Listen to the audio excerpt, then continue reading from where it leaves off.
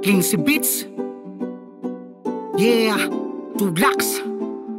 Till one. Listen.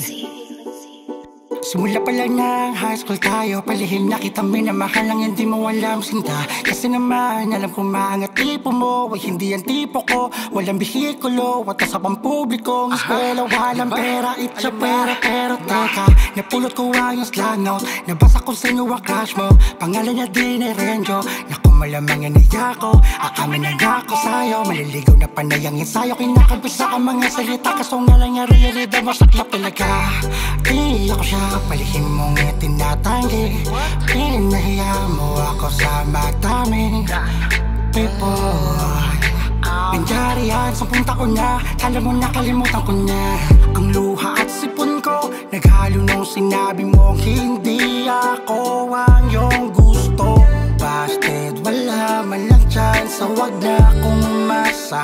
Pasensya, dumistansya ka na, ngayong okay na ako, move on na. May sarili na crib at may wipa na tila.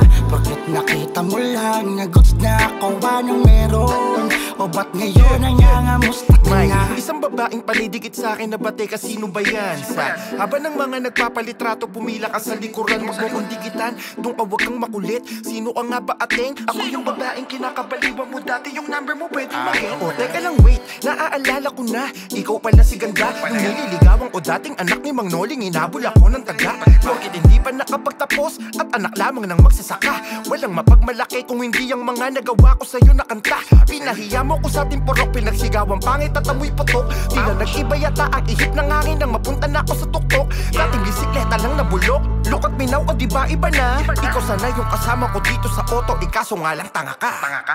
Ang luha at sipon ko, naghalo nung sinabi mong hindi ako ang iyong gusto.